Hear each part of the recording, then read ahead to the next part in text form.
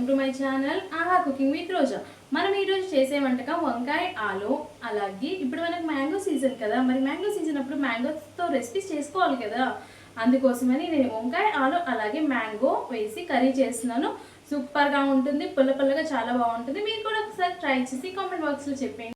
Stove వెలిగించి pan పెట్టి pan heat ఎక్కిన తర్వాత ఇక్కడ ఆయిల్ అనేది యాడ్ చేసుకోవాలి. ఆయిల్ హీట్ ఎక్కిన తర్వాత 1 టేబుల్ స్పూన్ ఆవాలు, 1 టేబుల్ స్పూన్ జీలకర్ర, అలాగే ఒక 2 రెబ్బల కరివేపాకు కూడా వేసి వేయించేసుకోవాలి. అలాగే మీడియం సైజ్ కట్ చేసుకున్న 1 కప్పు ఆలూస్ కూడా మనం యాడ్ చేసేసుకొని ఒకసారి వీటిని మిక్స్ చేసేసుకోవాలి. మిక్స్ చేసిన తర్వాత ఒక హాఫ్ ఆనియన్ కూడా కట్ చేసుకొని వేసేసుకోవాలి. అలాగే 1 కప్పు మీడియం పుల్లగా ఉన్న మామిడికాయ అయితే నేను తీసుకున్నాను. మామిడికాయ వేసిన తర్వాత ఒకసారి మిక్స్ చేయాలి. కొద్దిగా పసుపు, అలాగే 1 టేబుల్ స్పూన్ అల్లం వెల్లుల్లి పేస్ట్ కూడా వేసేసుకొని వీటిని మిక్స్ చేసేసుకోవాలి. ఇలా ఒకసారి మనం మంచిగా మిక్స్ చేసేసుకోవాలి.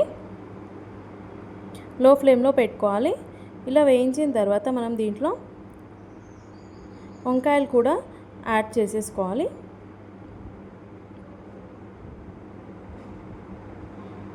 కొద్దిగా ఆలు అనేది ఆయిల్లో ఫ్రై అవుతుంది. ఆ ఫ్రై అయిన తర్వాత వంకాయలు కూడా మనం యాడ్ చేసేసుకోవాలి.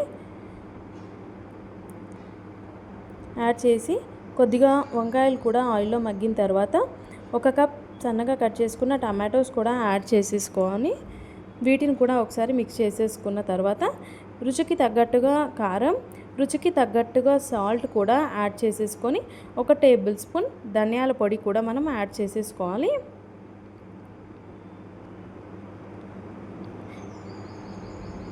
ఈ కారం మనకి ముక్కలకి పట్టేట్టుగా మిక్స్ చేసేసుకోవాలి. ఒక 2 మినిట్స్ అలా మిక్స్ చేసిన తర్వాత ఒక చిన్న గ్లాస్ వాటర్ అయితే మనం ఇక్కడ యాడ్ చేసేసుకొని లో ఫ్లేమ్లో పెట్టుకొని ఈ కర్రీని మనం ఉడికించుకోవాలి. మనకి కావాలి అంటే గ్రేవీలో తీసుకోవచ్చు, ఒకవేళ గ్రేవీ వద్దు అనుకుంటే మనము కర్రీలా తీసుకోవచ్చు అనమాట. ఈ కర్రీ అనేది చపాతీలోకి సైడ్ డిష్కి చాలా బాగుంటుంది. జొన్న రొట్టె, బియ్యం రొట్టె, సజ్జ రొట్టె అన్నిట్లోకి చాలా బాగుంటుంది అనమాట.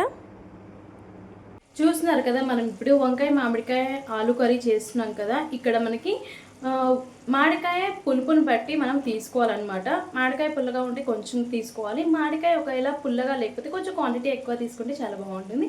ఇప్పుడు కర్రీ ఎట్లా ఉందో చూపిస్తాను మీకు.